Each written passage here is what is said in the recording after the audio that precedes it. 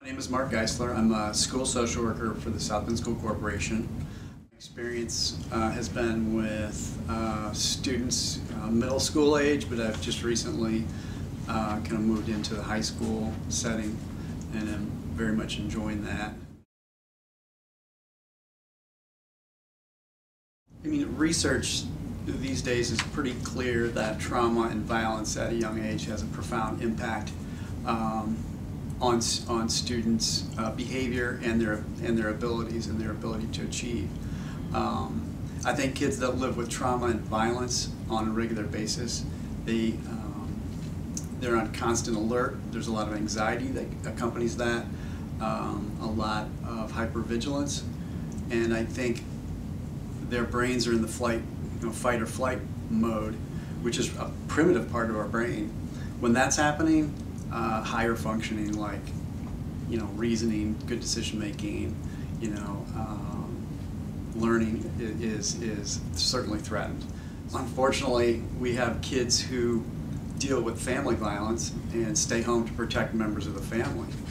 We also have students that stay home scared if they've been threatened, either online or directly.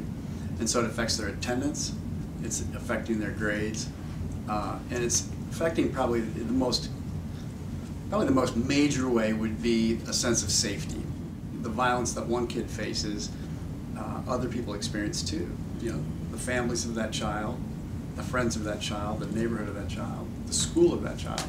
So violence is very powerful and can have really negative effects, I think. About a year ago, maybe a little more than a year ago, an 18-year-old student at one of the high schools was murdered at night, 2 or 3 a.m. The next day, the school corporation sent a group of us, social workers and counselors, to the school. And it was a real eye-opener when you saw the shock that these students experienced, having lost a classmate who the day before, was sitting next to him in class, joking, doing whatever. And the teachers were upset at what happened because they knew the student. The student had a lot of friends, and the neat thing about this kid was that he had friends that were, white, Latino, African American. He seemed to be the kind of kid who crossed those kind of boundaries pretty easily. The crime was resolved, but the after effect isn't, and that is that violence is real. And it's not something that we just see on TV. It's not just something that we see in violent video games or crime shows. That, yes, South Bend, at what, 100,000 population, has, these things happen more often than anybody would want them to happen. I think it benefits for people who don't live in violent neighborhoods to understand what happens in violent neighborhoods. I don't think there's enough sharing of information about what it's like to grow up in a violent situation. Educating kids on a different way to handle conflict. Conflict's inevitable. We all have to deal with it. But to give a kid some tools that they didn't have before, I think is a worthwhile goal. Negotiating, problem solving, compromise. So school is a good place to teach some of these skills. So, one of the things that we do at Adams is the Take 10 program, which is kind of a cooperative effort through Notre Dame and the Robinson Center. And the idea there is to give kids tools and understanding around conflict, and be able to convey that to other students who may not have those tools. So one neat thing that's happened in our Take 10 group, which is not large, but students in the group are beginning to invite other students to join. Students that may not have been chosen by their peers otherwise. And so it's been neat to see that happen too. Making the community aware, like this whole task force that you're doing. I mean, I think that's fantastic because it's making people aware who otherwise don't feel affected necessarily by it.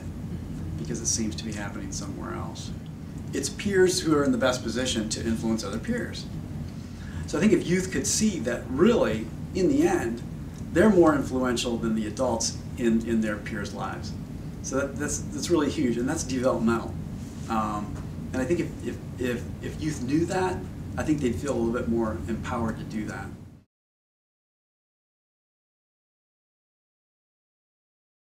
What Mr. Geisler was saying about how he went and he saw the impact that it had on all the students, they were absolutely shocked because it's a terrible, terrible thing. Not only is it a loss of life, but it ripples throughout the community in such a profound way, especially when it's such a violent act.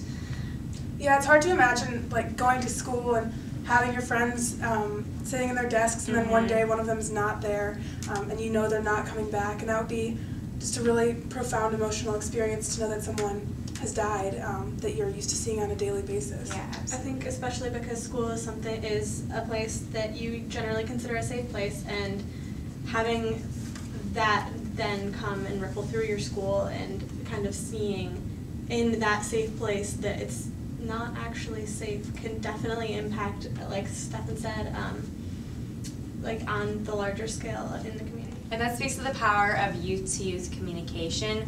People can support each other, peers can support each other throughout their hard times. And if you develop a network of kids who are really, really motivated to end youth violence and who want to work together and support each other, that can be incredibly powerful, because it's true, people feel more willing to communicate with their friends and people that they feel safe and comfortable with, as I was saying. No, I agree with you, and I think a lot of time we spend talking about sort of how peers can affect each other negatively. I think it's also equally true that peers can affect each other positively. And to that extent, I think it's very important that we sort of foster that idea of peer-to-peer communication, as well as sort of understanding of where other people who are our peers come from, you know, what their backstory is, why they maybe have violent histories, or why they act the way they do. And Youth Task Force is kind of like a real-world manifestation of that, because it's kids from all different high schools coming together to talk about issues like that. And I think that what you touched on, we actually talked about early in the year when we were talking about how to understand that everybody has a story, everybody is coming from a place, and you may not know where that place is or have any idea. So it's really important to approach every person you meet with a kind of sensitivity and openness. So one thing that I think is really, really special about what we're doing is that we're going, for all of our individual youth town halls, we're going to go to schools where everybody is in one place, regardless of what group you may belong to or where you may come from. And I think going to schools and talking to all these youth members of the community as a whole is really powerful, because it can break down a lot of barriers and start conversation between tons of different people all in the same building at the same time.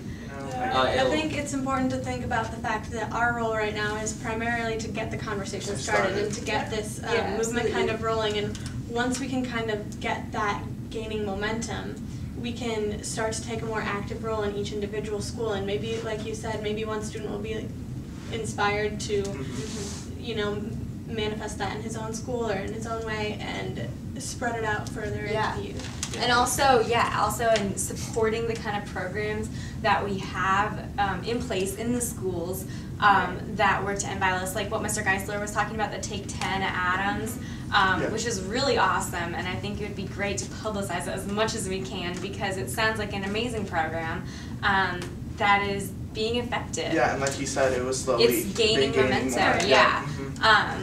And I think as more people come to realize that they can work together and they can work with their peers and foster a safe environment where violence doesn't have to be the answer to every single conflict, that's huge, and that can happen as a result of these kind of programs. Yeah, it kind of diffuses the skepticism that violence is just always going to be there. Yeah, We definitely want a dialogue with the rest of the youth community. I mean, as the Youth Task Force, we are a part of the youth of South Bend, and we want other people to contribute their stories and their experiences and their ideas towards ending youth violence, especially here in South Bend. So we have a Facebook page, we have a Twitter page. If you have any stories or any ideas that you would like us to try and spread around the community, please share with us.